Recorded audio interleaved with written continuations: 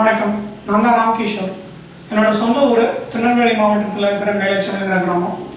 எங்களோட பரம்பரை தொழில் விவசாயம் பண்ணுறதும் ஆடு மாடு வைக்கிறதும் தான். ஆனால் எங்கள் அப்பா விவசாயத்தை விட்டுட்டு ஊருக்கு பக்கத்தில் இருக்கிற ஒரு ரப்பர் கம்பெனியில் வேலை செய்வாங்க. எங்கள் குடும்பத்தில் எங்களை தவிர என் அம்மா, என் தங்கச்சி, அப்புறம் என் தாத்தா, எங்கள் 5 பேரோட வாழ்க்கையும் எங்கள் அப்பா வாங்குற கம்மி சம்பளத்தில் தான் ஓடிட்டு இருந்துச்சு. எங்கள் அப்பா கஷ்டப்பட்டா கூட என்னை ஒரு மெட்ரிகுலேஷன் ஸ்கூலில் தான் படிக்க வச்சாங்க. நானும் எங்கள் அப்பாவுக்கு எந்த ஒரு சுமையாகவும் இருக்கக்கூடாதுன்னு சொல்லிட்டு என்னோட செலவுகள்லாம் ரொம்ப கம்மி பண்ணிக்கிட்டேன். வீண் செலவுகள் செய்வதே கிடையாது. ஸ்போர்ட்ஸில் சேர்ந்தா ஷூஸ் வாங்கணும், கல்ச்சுரல்ஸில் சேர்ந்தா காஸ்டியூம்ஸ் வாங்கணும், அப்படி இப்படின்னு சாப்பிட சொல்லிட்டு எதுலையுமே கலந்துக்காம இருந்தேன். ஸ்கூல் கேண்டீன் பக்கம் எட்டி பார்த்ததே கிடையாது. இவனுக்கு படிக்கிறத தவிர வேற என்ன தெரியும் அப்படின்னு எல்லாம் சொல்லுவாங்க. இருந்தாலும் எங்கள் அப்பாவோட காசை கொஞ்சம் நான் மிச்சம் பண்ணுறேன் அப்படிங்கிற ஒரு சந்தோஷம் எனக்கு இருந்துச்சு. என் தங்கச்சி எங்கள் ஊரில் இருக்கிற ஒரு சாதாரண ஒரு பிரைமரி ஸ்கூலில் படிச்சுட்டு இருந்தா. அவள் 5th ஸ்டாண்டர்ட் படிக்கும்போது கரெக்டாக நானும் 10th ஸ்டாண்டர்ட் முடிச்சிருந்தேன். இப்போ அவளை ஒரு மெட்ரிகுலேஷன் ஸ்கூலில் சேர்க்க வேண்டிய கட்டாயம் இருந்துச்சு. எங்கள் அப்பாவால் 2 பேர்த்தையும் ஒரே நேரத்தில் ஒரு மெட்ரிகுலேஷன் ஸ்கூலில் படிக்க வைக்கிறது ரொம்ப கஷ்டம். என்னோட நல்ல நேரம் நான் எஜுகேஷன் டிஸ்ட்ரிக்ட் லெவலில் 10th ஸ்டாண்டர்டில் ரேங்க் வாங்கியிருந்தேன். அதனால 11th 12th திருநெல்வேலி சிட்டியில் இருக்கிற ஒரு ஸ்கூலில் 100% ஸ்காலர்ஷிப்போட அட்மிஷன் கிடைச்சது. எங்கள் அப்பாவால் என் தங்கச்சியும் ஒரு மெட்ரிகுலேஷன் ஸ்கூலில் படிக்க வைக்க முடிஞ்சது. MBBS சேர்ந்து படித்தா சம்பாதிக்கிறதுக்கு எப்படி 7 வருஷம் ஆகிடும்.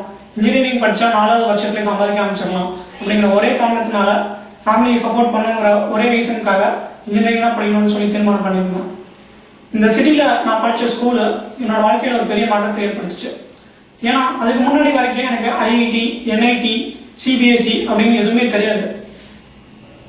என்னோட பிசிக்ஸ் டீச்சர் என்னைய AIEEE எக்ஸாமுக்கும் IIT-JEE எக்ஸாமுக்கும் அப்ளை பண்ண சொல்லி ரொம்ப ஊக்கப்படுத்தினாரு. ஆனால் நான் IIT-JEE எக்ஸாமுக்கான அப்ளிகேஷன் ஃபீஸ் 1000 ரூபாங்கிறதுனால அப்ளை பண்ணாமல் விட்டுட்டேன்.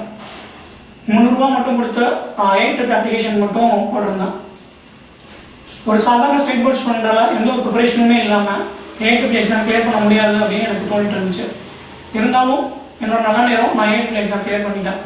நான் வாங்கினது என்னவோ 25,000 ரேங்க்குக்கும் மேலே தான். ஆனால் கூட அப்போது புதுசாக கொண்டு வந்து OBC கோட்டனால சீட்ஸ் எல்லாம் இன்க்ரீஸ் பண்ணியிருந்தாங்க. எனக்கும் NIT திருச்சியில் சிவில் இன்ஜினியரிங்ல ஒரு சீட் கிடைச்சது. எங்கள் அப்பா கடனெல்லாம் வாங்கி என்னோட ஃபர்ஸ்ட் செமஸ்டர் ஃபீஸ் கட்டிட்டாங்க. அதுக்கப்புறம் எனக்கு 12th ஸ்டாண்டர்ட் மார்க்ஸ் நல்லா இருந்ததுனால ஈஸியாக எஜுகேஷன் லோன் கிடைச்சிருச்சு. காலேஜ் லைஃப் ஃபுல்லாக ஃபீஸ்க்கு எந்த ஒரு ஃபினான்ஷியல் ப்ராப்ளம் இல்லாமல் ஓட்டிட்டேன் இந்த எஜுகேஷன் லோன்னால.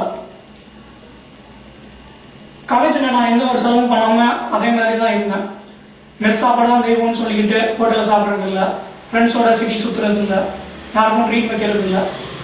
இது எல்லாத்துக்கும் மேலே நான் 4 வருஷம் இன்ஜினியரிங் படிக்கும் போது ஒரு புக் கூட விலை கொடுத்து வாங்கினது இல்லை. எல்லாமே லைப்ரரியில் இருக்கிற புக்ஸ் தான் யூஸ் பண்ணிக்கிட்டேன். நான் யூஸ் பண்ண ட்ரெஸ்ஸில் பெரும்பாலும் என்னோட கசின்ஸ் யூஸ் பண்ண அவுட் ஆஃப் ஃபேவர் ட்ரெஸ்ஸாக தான் இருக்கும். இப்படி தான் என் வாழ்க்கை போயிட்டு இருந்துச்சு.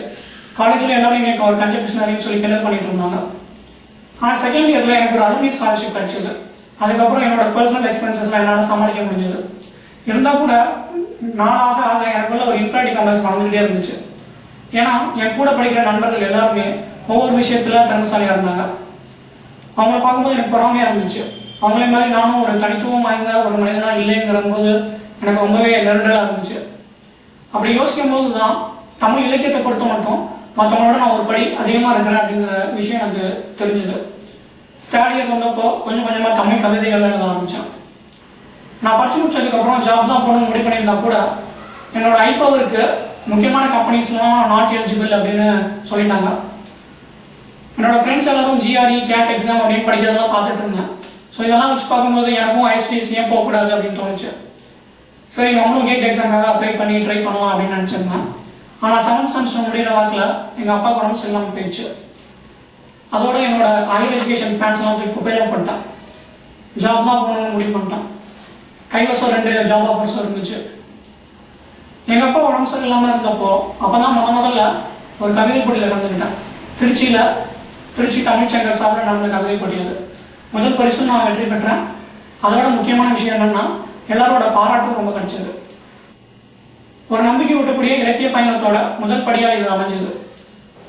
அதை தொடர்ந்து மற்ற கல்லூரிகளில் நடக்கிற தமிழ் இலக்கிய போட்டிகள், கவிதை போட்டிகள் விட கலந்துட்டு இருந்தேன். எல்லாத்துலேயும் பரிசுகள் வின் பண்ணி கேஷ் ப்ரைஸ்லாம் நிறைய வந்துட்டு இருந்துச்சு. தவிர டெக்னிக்கல் காம்படிஷன்ஸ் கூட அட்டென்ட் பண்ணி பரிசுகள்லாம் வின் பண்ணிட்டு இருந்தேன். கேஷ் ப்ரைஸ் நிறைய வந்ததுனால என்னோட ஃபைனல் இயர் லைஃப் என்னால் என்ஜாய் பண்ண முடிஞ்சது. ஃப்ரெண்ட்ஸோட ஊர் சுற்றுறது, ட்ரிப் அடிக்கிறது, ஃப்ரெண்ட்ஸ்க்கெல்லாம் ட்ரீட் வைக்கிறது, இதெல்லாம் அந்த கேஷ் ப்ரைஸ்னால மட்டும்தான் சாத்தியமாச்சு. அது மட்டும் இல்லைன்னா நான் ஃபைனல் இயர் லைஃப் நான் என்ஜாய் பண்ணிக்கவே முடியாது. 2008 ஜூலையில் நான் காலேஜில் சேரும்போது நான் எப்படி இருந்தேன்னா, ஒரு சாதாரண கிராமத்தில் இருந்து ஒரு ஸ்டேட் போர்ட் ஸ்டூடெண்ட்டு, குடும்பத்தில் படித்தவங்க யாரும் இல்லை, எக்கனாமிக்கலி வீக் வேறு, ஓபிசி போட்டனால மட்டுமே சீட் கிடைச்ச ஒரு ஆர்டினரி ஸ்டூடெண்ட். இது எல்லாத்தோட முக்கியமான விஷயம் என்னன்னா, அப்போதைக்கு படிக்க மட்டுமே தெரிஞ்ச ஒரு ரொம்பவே ஆர்டினரி ஸ்டூடெண்டாக இருந்தேன். ஆனால் 2012 மே மாதம் நான் காலேஜ் விட்டு வெளியே வரப்போ நிலைமை ரொம்ப மாறி இருந்துச்சு. என்னோட CGPA 9.78, gold medallist, best out going student of the department.